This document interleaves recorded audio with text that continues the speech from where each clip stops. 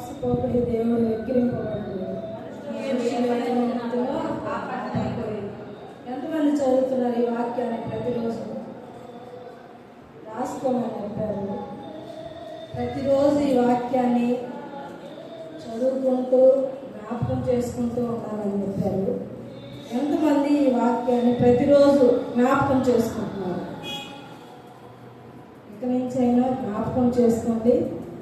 దానికి అనుసంధానంగా కొన్ని మాటలు మనం ధ్యానించుకున్నాం. నిజమేనా మోసపోతే దేవుడు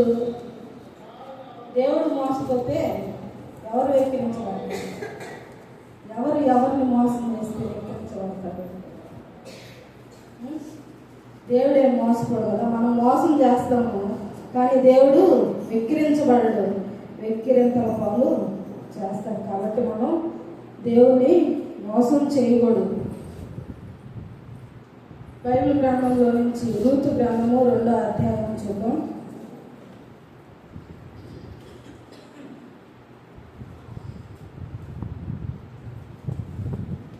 రూతు గ్రంథము 2వ అధ్యాయము 12వ వచనం చదువుదాం.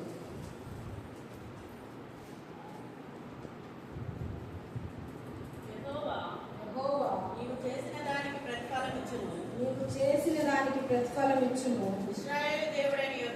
ఇశ్రాయేలు దేవుడైన యెహోవా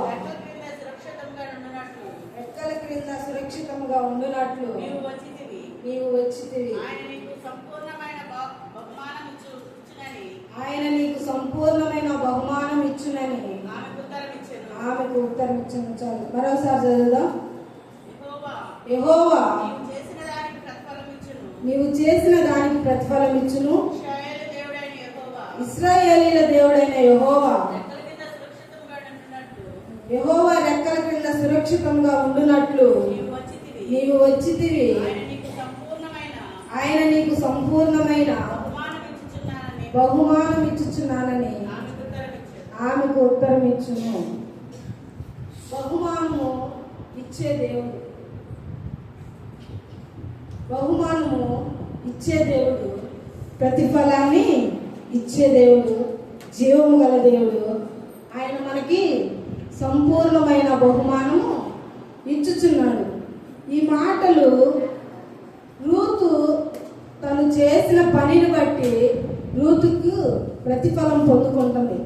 అయితే రూతు ఏం చేసింది, దేనికి ప్రతిఫలము ఆమె పొందుకుందో మనము జ్ఞాపకం చేసుకొని రూతు ఏ విధంగా అయితే ఉండాలి అని అనుకుందో, ఏ విధంగా అయితే ఆమె జీవించిందో, ఎలా జీవించి ఆమె ఆ బహుమానాన్ని పొందుకుందో ఆ రీతిగా మనం కూడా రూతుని బట్టి జీవిద్దాం.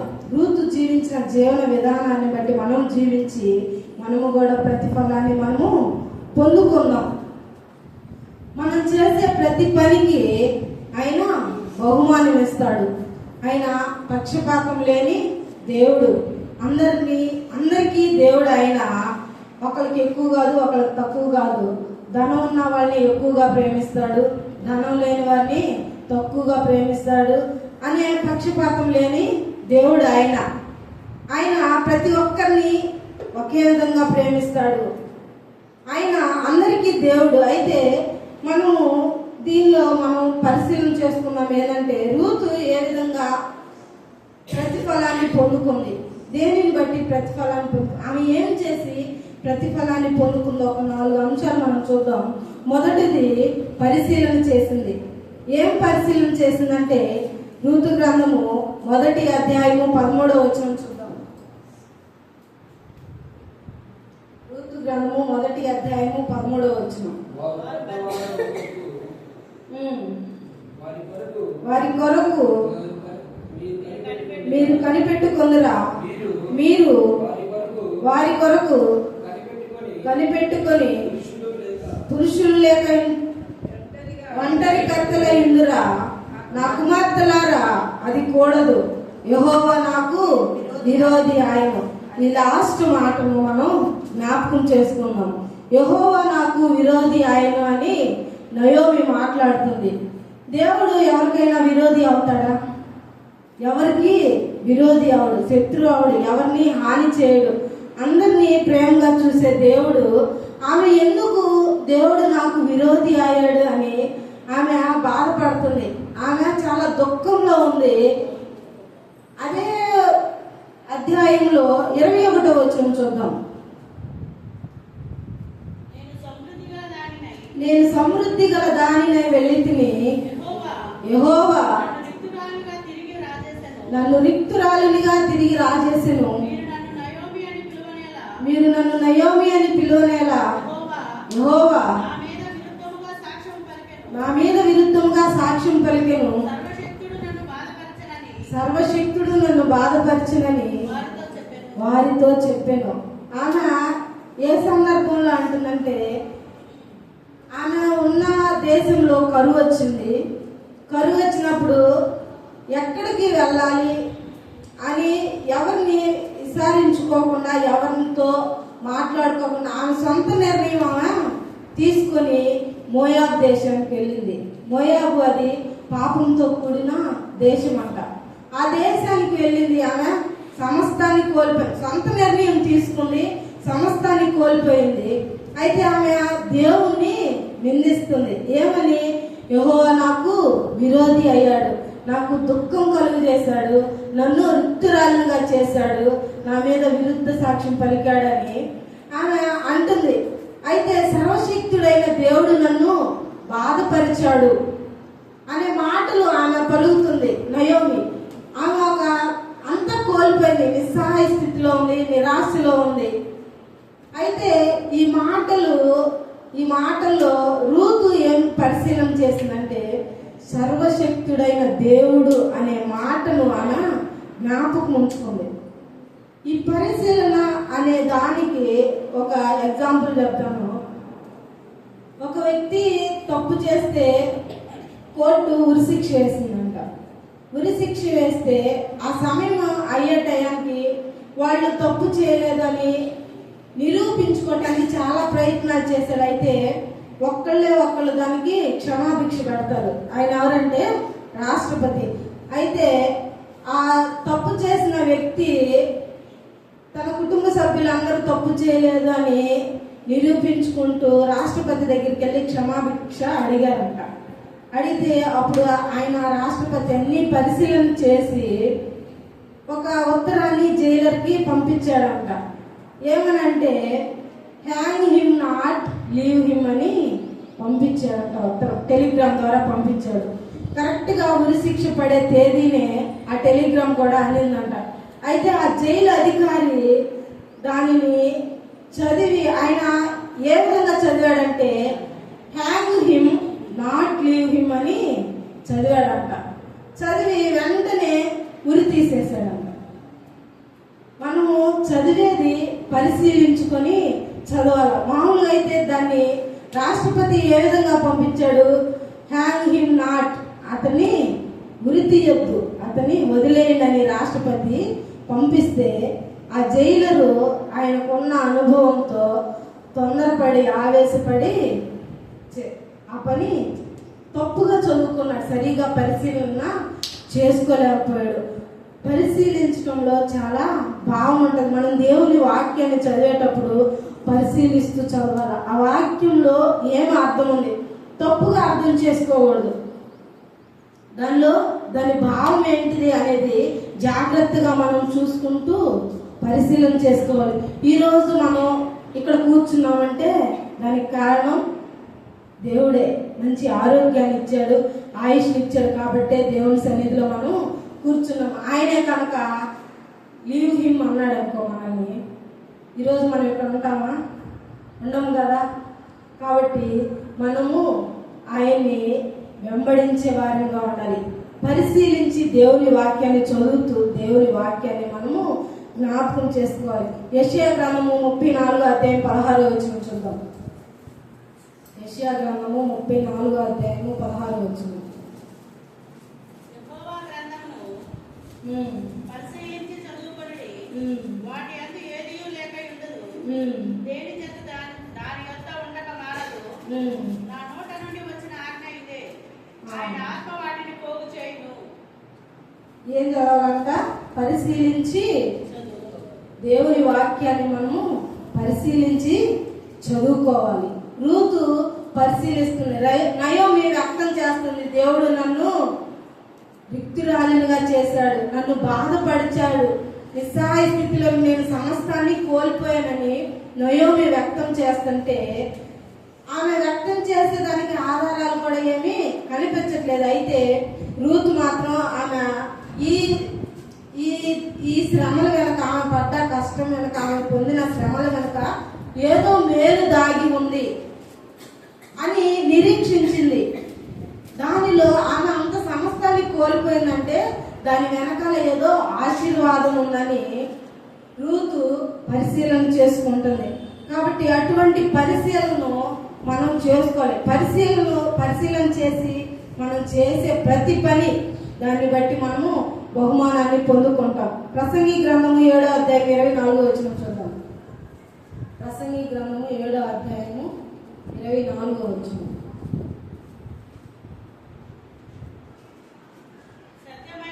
సత్యమైనది దూరముగాను బహులోతుగాను ఉన్నది, దాని పరిశీలన చేయగలవాడు ఎవడు? సత్యం అంట చాలా లోతుగా ఉంటదంట, దూరంగా ఉండిద్దంట. మనం కూడా ఎవరైనా కఠినంగా హెచ్చరించారనుకో మనకు నచ్చరు. మన ముందు మనతో నవ్వుతూ నువ్వు చేసే పని కరెక్ట్ అమ్మా, అట్లాగే ఉండు అంటే వాళ్ళతో బాగుంటాము. భవిష్యత్తులో నువ్వు ఇటువంటి పనులు చేస్తే భవిష్యత్తులో ఇబ్బంది పడతావమ్మని ఎవరైనా మనకి కఠినంగా మనల్ని మందలించారనుకో మనకి నచ్చదు కదా. కానీ సత్యం అంట ఎలా ఉంటది? దూరంగా ఉంటది, దానికి లోతుగా ఉంటదట. దాన్ని మనం గ్రహించుకోవాలి, పరిశీలన చేసుకుని ఎందుకు నాకు ఇలా చెప్తున్నారు, ఎందుకు వాళ్ళు నాకే ఇలా చెప్తున్నారు అని వాళ్ళు పరిశీలన చేసుకోవాలి. యెహోవా దేవుడు ఎవరికి విరోధి కాడు, నయోమికి విరోధి కాడు. కానీ దాని వెనకాల దాగి ఉన్న మేలేదో ఆమె పరిశీలించలేకపోయింది నయోమి.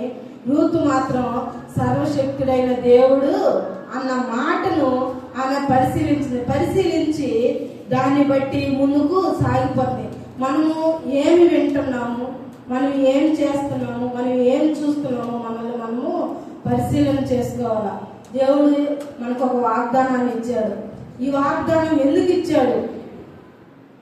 ఒక దర్శనాన్ని మనకి కలుగు చేశాడు. ఈ దర్శనం ఎందుకు కలుగు చేశాడు? దేవుని వాక్యాన్ని నేను ఎందుకు చదవాలా, ఎందుకు చదవమని చెప్తున్నారు, ఎందుకు రక్షణ పొందమని చెప్తున్నారు అనేది మనల్ని మనము పరిశీలన చేసుకోవాలి. ఎప్పుడైతే మనము పరిశీలన చేసుకుంటామో దేవుడు మనకి ప్రతిఫలాన్ని దయచేస్తాడు. మనము తల్లి గర్భంలోనే రూపింపక మునుపు ఆయన మనల్ని చూశాడు, మన పట్ల ఆయన ప్రణాళికను తయారు చేశాడు. ముందుగానే ఆయన నిర్ణయించాడు మనల్ని, మనం ఏ విధంగా ఉండాలి అనేది నిర్ణయించాడు. ఆయన నిర్ణయించిన ప్రకారమే మనము ఉండాలి. ఆ ఉండాలి అంటే ఎలా ఉండాలి అనేది మనల్ని మనము పరిశీలన చేసుకోవాలా. దేవుడు నన్ను ఎందుకు ఏర్పరచుకున్నాడు, నన్ను ఎందుకు రూపించాడు, ఈరోజు దేవుని సన్నిధిలో నేను ఎందుకు ఉన్నాను అనేది మనం జ్ఞాపకం చేసుకోవాలా. దేని పట్ల ఆయన నన్ను నిర్మించుకున్నాడు, ఆయన ప్రణాళిక ఏమై ఉన్నదో అని మనల్ని మనము తెలుసుకోవాలా. అటువంటి పరిశీలన చేసుకోవడానికి మనం అందరము జాగ్రత్తగా ఉండాలి. రెండవది ప్రతిష్ట. మొదటి మాట పరిశీలన చేసింది, రెండవది ప్రతిష్ట. ప్రతిష్ట అంటే మనము దేవుని బిడ్డలుగా ఆయన రక్తంలో కడగబడి మనము ప్రతిష్ఠించబడ్డాము. దేని కొరకు మనం ప్రతిష్ఠించుకున్నాము? మనం రక్షణ పొందాము.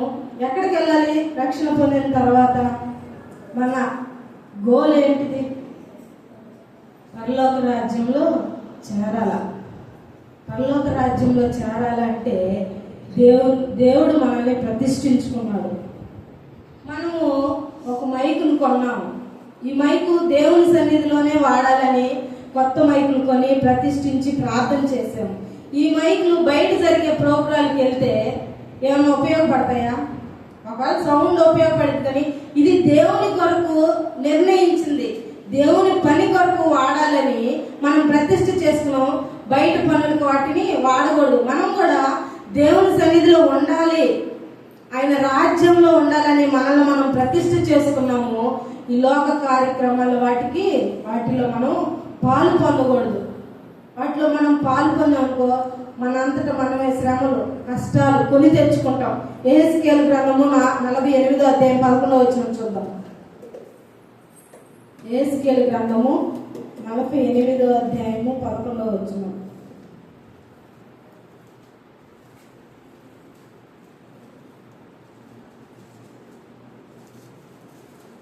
730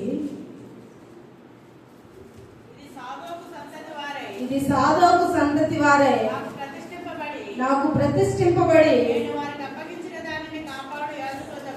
చాలు నేను వారికి అప్పగించిన దాన్ని కాపాడు యాజకులు తగునంట. అక్కడ లేవీలు ఉన్నారు, ఇశ్రాయేలీలు ఉన్నారు, యాజకులు ఉన్నారు.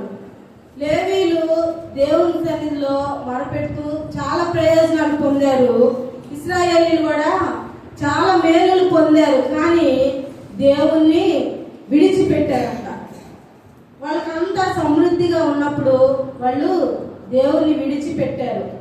కానీ దేవుని యాజకులు దాన్ని విడిచిపెట్టలేదు. ఎవరంటే వీళ్ళు సాదోకు సంతతి వారంట.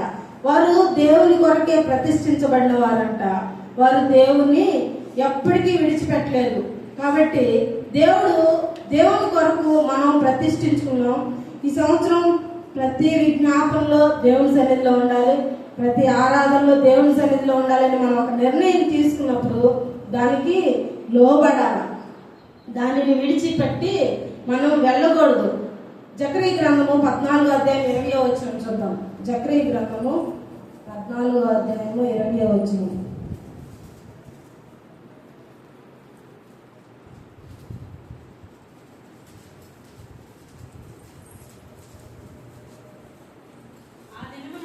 ఆ దినమున గుర్రముల యొక్క కళ్ళెముల మీద యెహోవాకు ప్రతిష్ఠితము అను మాట రాయబడి ఉన్నది.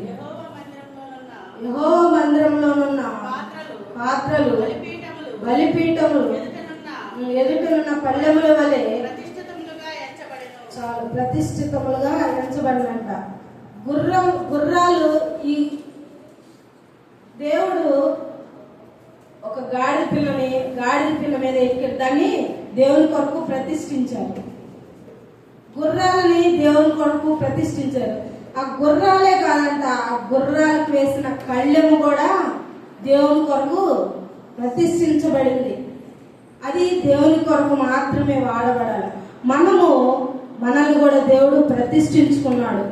మనము దేవుని కొరకు వాడబడాలి. మనం వేసే దుస్తులు దేవుని కొరకు ప్రతిష్ఠించుకోవాలి. ఎటువంటి దుస్తులు మనం ధరించాలి, ఎటువంటి ఆభరణాలు మనం ధరించాలి, మనం ఏ విధంగా మనం మాట్లాడే మాటలు, మనం చేసే ప్రవర్తన అన్నీ దేవునికి ప్రతిష్ఠించిన రీతిగా ఆ కళ్ళము ఏ విధంగా అయితే ప్రతిష్ఠించబడిందో మనలో ఉన్న సమస్తము దేవుడు ప్రతిష్ఠించుకున్నాడు. కాబట్టి మనం చేసే ప్రతి పని కూడా దేవుని కొరకై చేయాలా, ప్రతిష్ఠింపబడిన వారమై మనము ఉండాల. రూతు కూడా ప్రతిష్ఠించుకుంది. ఎలా ప్రతిష్ఠ చేసుకుంది? 1వ అధ్యాయము 16వ వచనం చూద్దాం. రూతు గ్రంథము 1వ అధ్యాయము 16వ వచనం. అందుకు రూతు నా వెంబడి రావద్దనియు నన్ను విడిచిపెట్టమనియు నన్ను బ్రతిమాలు కొనవద్దు. నీవు వెళ్ళు చోటికే నేను వచ్చేదను, నీవు నివసించు చోటనే నేను నివసించేదను. నీ జనమే నా జనము, నీ దేవుడే నా దేవుడు. చదువు. నీవు మృతి పొందు చోటను నేను మృతి పొందేదను, అక్కడనే పాతి పెట్టబడేదను. మరణము తప్ప ఏదైనాను నిన్ను ప్రత్యేకించిన ఎడల చాలు. రూతు ప్రతిష్ఠించుకుంది. ఏమని ప్రతిష్ఠించుకుంది? తన అత్త నయోమి సమస్తాన్ని కోల్పోయింది. 2 కోడలు మాత్రమే మిగిలారు. మిగిలినప్పుడు అమ్మాయికి మీరు నాతో ఎందుకు, మీరు మీ మీ మీ మీ మీ ఇళ్ళకి వెళ్ళిపోండి, నాతో వద్దు అని మీ నిర్ణయాలు మీరు మీ జీవితాన్ని మీరు కొనసాగించుకోండి అని నయోమి చెప్పినప్పుడు పెద్ద కోడలు వెళ్ళిపోయింది తన సొంత నిర్ణయంతో వెళ్ళిపోమనగానే వెళ్ళిపోయింది. కానీ రూతు మాత్రం ఏమంటుంది? నీ జనమే నా జనము, నీ దేవుడే నా దేవుడు, మరణము తప్ప మనల్ని వేరు చేయటానికి ఏది లేదు అని ప్రతిష్ఠించుకుంది.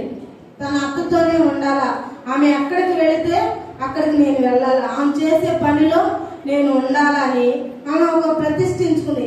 ఎక్కడి నుంచి ఆమె ఇది నేర్చుకుందంటే దేవుని కొరకు మనం ప్రతిష్ఠించుకోవటం ఎక్కడి నుంచి నేర్చుకుంటే మన పితరులైన తండ్రుల దగ్గర నుంచి. అబ్రహాము దేవుడు అబ్రహామును పిలిచాడు. 12వ అధ్యాయము 1వ వచనం చూద్దాం. ఆదికాండము 12వ అధ్యాయము 1వ వచనం. యెహోవా నీవు లేచి నీ దేశం నుండి నీ బంధువుల యొద్ద నుండి నీ తండ్రి ఇంటి నుండి బయలుదేరి నేను నీకు చూపించు దేశంలోకి వెళ్ళుము. ఎక్కడి నుంచి నేర్చుకుంది రూతు? అబ్రహాము విశ్వాసులకి తండ్రి అయ్యాడు. అబ్రహాము అనుభవాన్ని ఆమె నేర్చుకుంది. తన అత్తతో చెప్పింది, నువ్వు ఎక్కడికి వెళితే అక్కడికే వెళ్తాను, నీ జనమే నా జనము, నీ దేవుడే నా దేవుడు, నిన్ను విడిచిపెట్టి నీవు నేను దూరంగా ఉండాలి అంటే ఒక్క మరణమే, చనిపోతే తప్ప మనల్ని ఎవరు వేరు చేయలేరు అని ఆమె నేర్చుకుంది. ఎక్కడి నుంచి నేర్చుకుంది? అబ్రహాం దగ్గర నుంచి నేర్చుకుంది.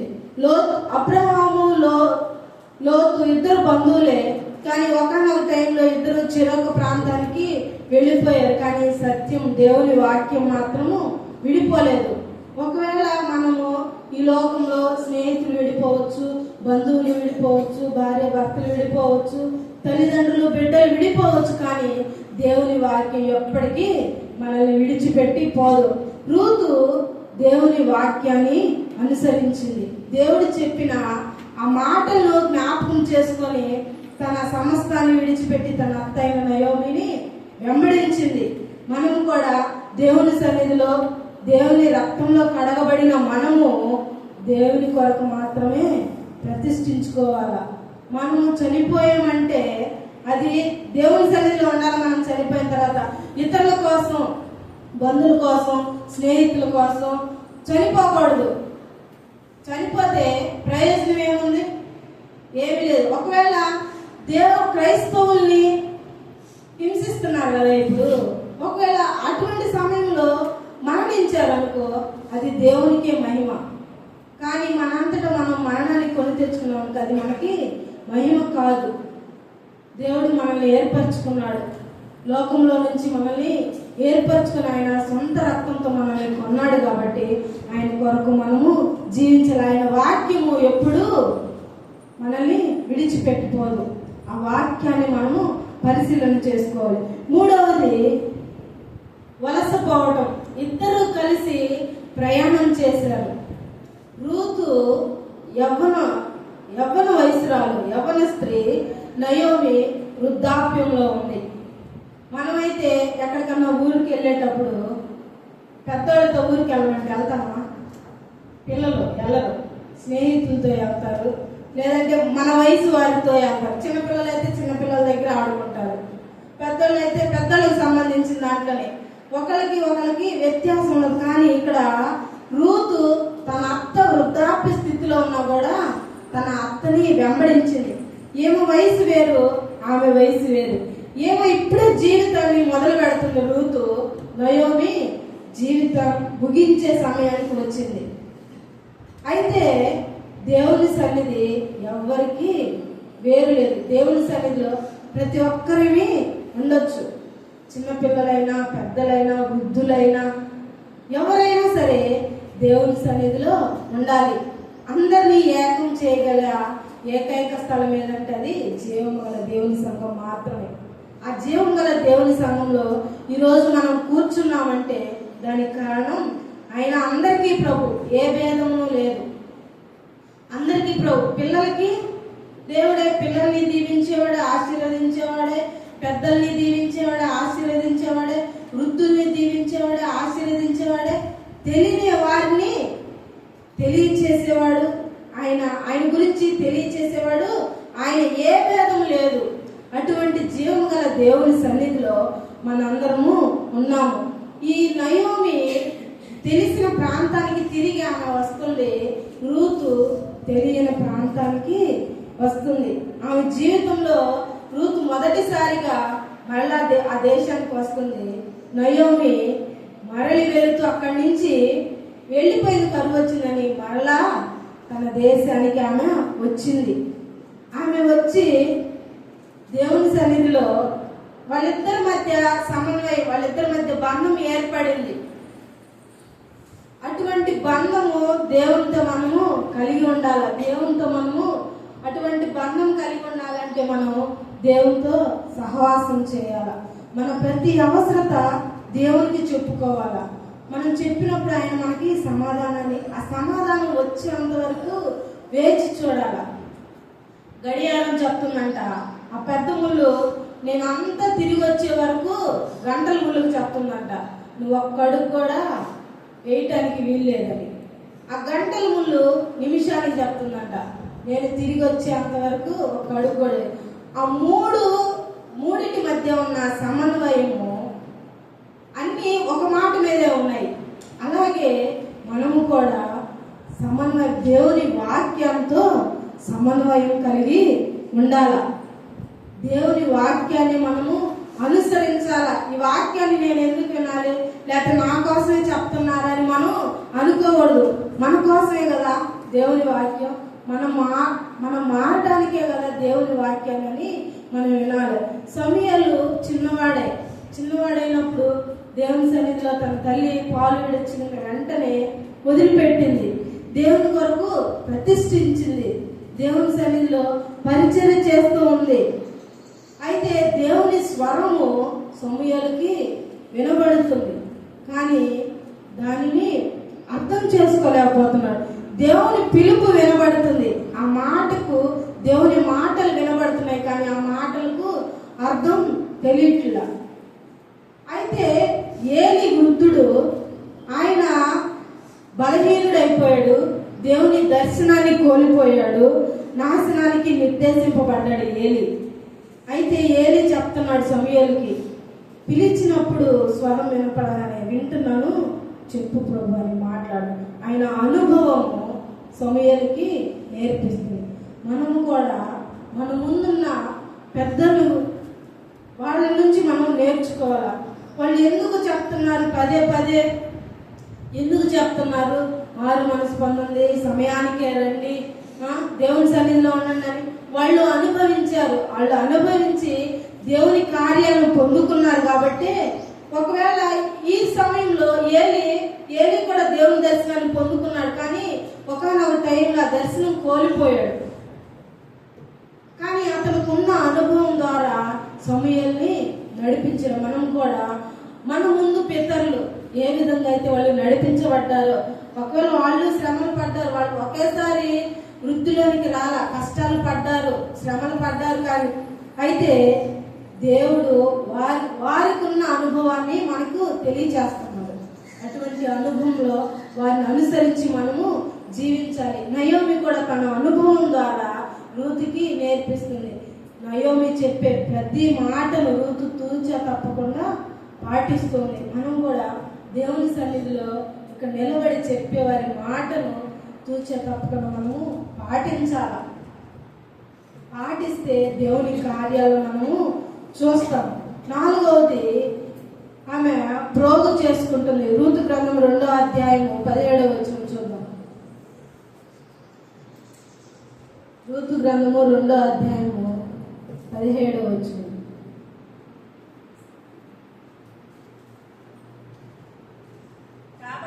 కాబట్టి ఆమె అస్తమయము వరకు ఆ చేనులోనే ఏర్పడుచు, చాలు ఆ చేనిలో ఏర్కొనుచున్నట.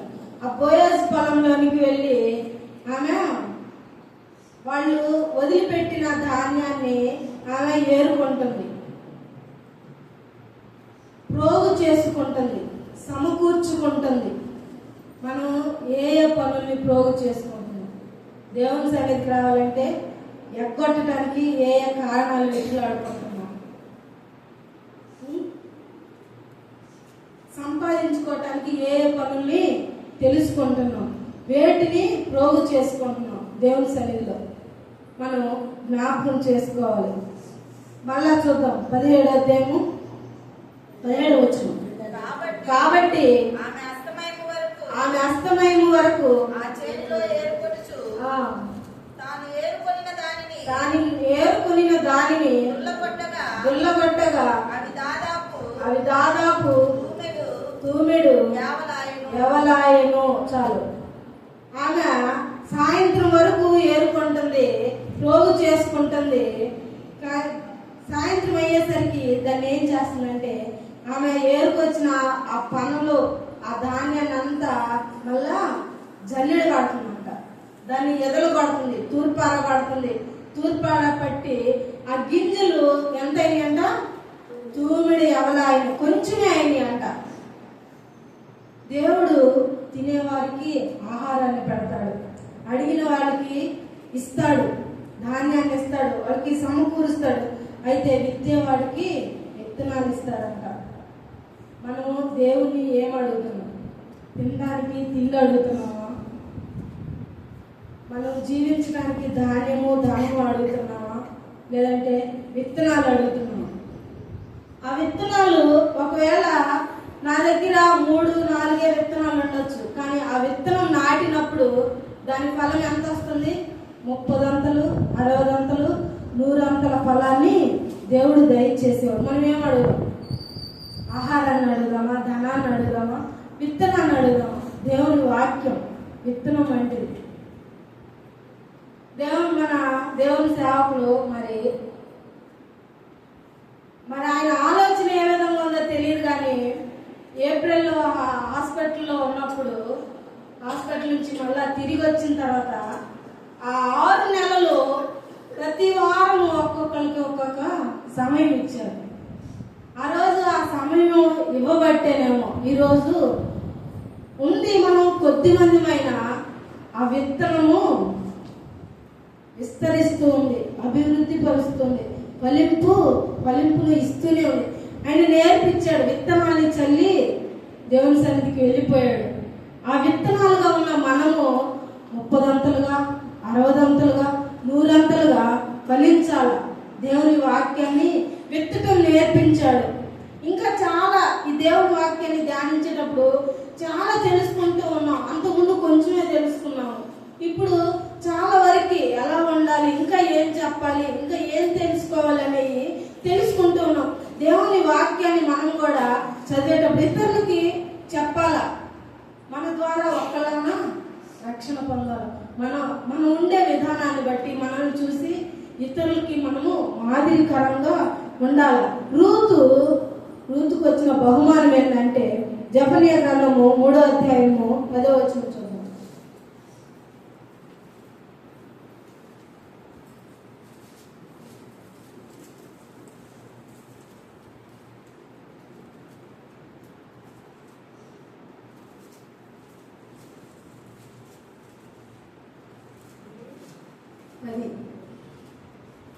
చెదిరిపోయిన వారై నాకు ప్రార్థన చేయు నా జనులు కూషు దేశపు నదుల అవతల నుండి నాకు నైవేద్యంగా తీసుకొని రాబడుదురంట. అక్కడున్న జనులంట చెదిరిపోయారంట. చెదిరిపోయిన జనులు మనము రోగు చేయాల, పాడు చేసిన వారిని మనము బాగు చేయాల. పడగొట్టే వారిని ఒకవేళ వాళ్ళు కొంతమంది పడగొడుతూ ఉండొచ్చు. మన విశ్వాస జీవితంలో దేవుని సన్నిధికి వెళ్ళకపోతే ఏం కార్యాలు జరుగుతున్నాయి అని మనం నిరాశపరచవచ్చు. కానీ వారు పడగొట్టే వారిగా ఉంటే మనం పడిపోకూడదు, మనము నిలబడే స్థితిలో ఉండాలి. ఒకవేళ మనల్ని ఎవరైనా పారేయచ్చు, మనల్ని ఎవరు లెక్క చేయకపోవచ్చు, కానీ మనము వాటిని తిరిగి తీసుకుని అపేక్షించే దానిని మనము పొందుకోవాలి. వాళ్ళు ప్రార్థన చేశారు, చెదిరిపోయిన వారే నాకు ప్రార్థన చేయు నా జనులు కూషు దేశపు నదుల అవతలు ఉన్నారంట. వారు జెఫన్యా గ్రంథం చెప్తుంది, దేవుని వాక్యము ఆయన పవిత్రమైన పెదవులంట, పవిత్రమైన భాషను ఇచ్చి నైవేద్యము వంటి వారంట. నైవేద్యం వంటి వారు. వారు దేవుని సన్నిధికి అందరూ తీసుకొని రాబడుతున్నారు. మనం కూడా పవిత్రమైన పెదవులతో పవిత్రమైన దేవుని వాక్యాన్ని మనము ధ్యానిస్తూ ఉండాలి. ఎప్పుడైతే మనం ప్రార్థన చేసుకుంటూ ఉంటామో ఈ రూతుకి పొందిన ప్రతిఫలము మనము కూడా పొందుకున్నాం గాక. ఈ 4 మాటల్ని ఈ వారం అంతా మనల్ని మనము జ్ఞాపకం చేసుకున్నాం. మొట్టమొదటిది ఏంటిది? పరిశీలన. దేవుని వాక్యాన్ని మనము పరిశీలించి చదవాలి. రెండవది ప్రతిష్ఠించుకోవాలి. దేవుని కొరకు మనల్ని మనం ప్రతిష్ఠించుకో. పక్కన వాళ్ళు ఈ లోకంలో వాళ్ళు చెప్పే మనకి ఇప్పుడు కాకపోతే ఏంలే, ఇంకొక సమయం ఉంది, ఇది కాకపోతే ఏంలే, ఇంకొక టైం ఉంది అనే మాటను వద్దు. పక్క వారి మాటలు వింటే మనమే పాడైపోతాము. మనల్ని మనమే కఠినపరుచుకోవాలి. మనల్ని మనమే దేవుని సన్నిధిలో ఉంచుకోవటానికి అలవరుచుకోవాలి. మూడవది ఏం చేసింది? ప్రయాణం చేసి మనము మన జీవితకాలం దేవుని సన్నిధిలో ప్రయాణమై సాగిపోవాలి. నాలుగవది ప్రోగు చేసుకుంటుంది. దేవుడు మనందరినీ ఏర్పరిచారు. ఒకవేళ మనం కొద్ది సమయమే కొంతమందిమే ఉంటున్నామని అనుకుంటారు, కానీ శ్రేష్టమైన వారందరినీ ఇక్కడ దేవుడు సమకూర్చాడు. తూర్పారా పెట్టాడు. మనల్ని దేవుని సన్నిధిలో ఇక్కడ నిలబెట్టాడు. శ్రేష్టమైన ఈవులన్నిటిని ఆయన మనకి దయచేయను గాక. సామెతల గ్రంథం లాస్ట్ మాట చూద్దాం. సామెతల గ్రంథము 10వ అధ్యాయము 5వ వచనం.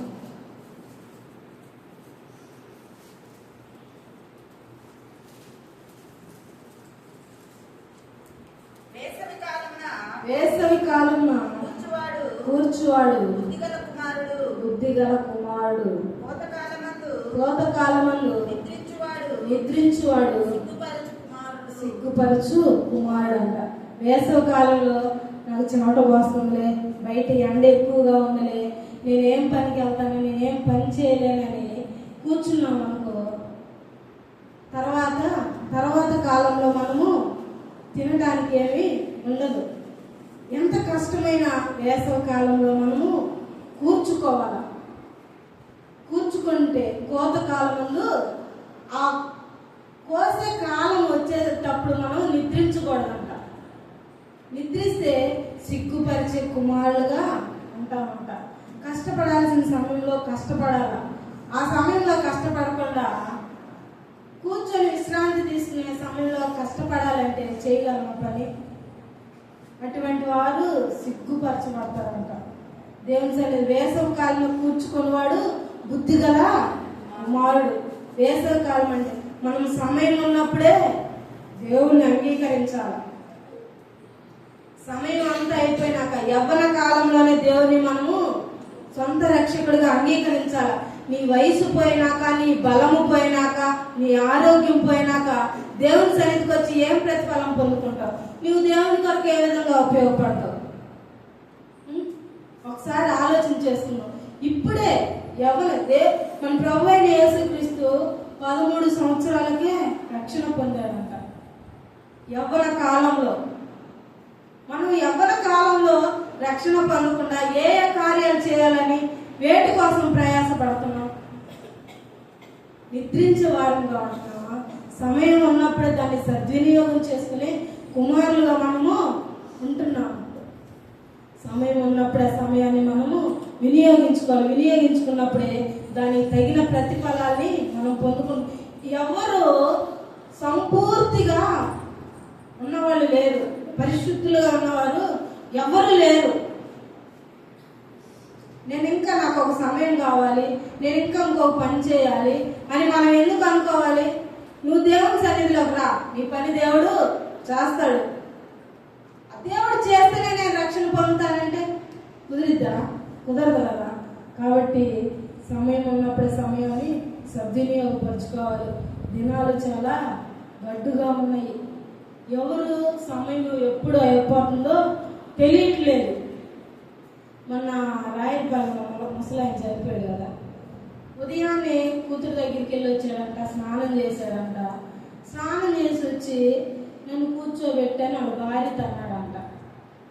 నుంచోలేకపోతున్నాను, నడవలేకపోతున్నాను, కూర్చోబెట్టు అన్నాడంట. ఆమె తీసుకొచ్చి మంచం మీద కూర్చోబెట్టిందంటే ఇంకంతే, చంపే. ఆయన అనుకున్నాడు చనిపోతాను. మన సమయము, నేను ఆరోగ్యంగా ఉన్నాను, నేను బలంగా ఉన్నాను, నాకేం కాదని మీరు అనుకోవచ్చు, కానీ దేవుడు పిలిచాడు అనుకో, మనము ఏమైపోతాం. ప్రార్థన చేసుకున్నాం, కళ్ళు మూసుకొని ప్రార్థన చేసుకున్నాం, ఒక చిన్న పల్లవి పాడుకున్నాం. ఎప్పుడయ్యా లోక కళ్యాణము,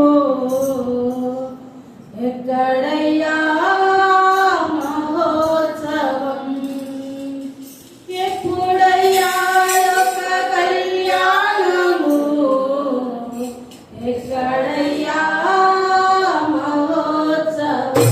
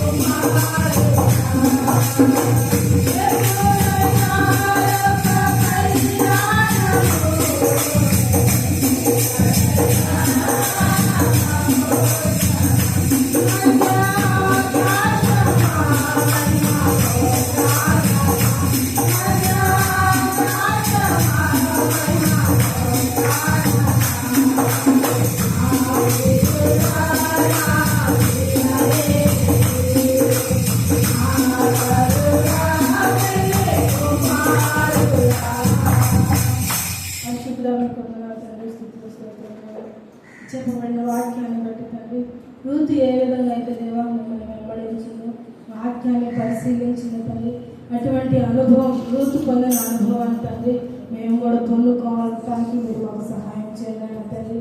మీ సన్నిధిలో తండ్రి, మీ మధ్యాకాశంలో దేవా మీరు వరుడుగా వచ్చే వేళ తండ్రి, దేవా వధువు సంఘమై తండ్రి మేము సిద్ధపడి దేవా మిమ్మల్ని ఎదుర్కొనే భాగ్యాన్ని మాకు దయచేయండి. యేసయ్య పరిశుద్ధ నామమున పేరిట ప్రార్థించి అడిగి వేడుకుంటున్నాం తండ్రి. ఒక చిన్న మాట, మత్తయి సువార్త అందరు చదివారా?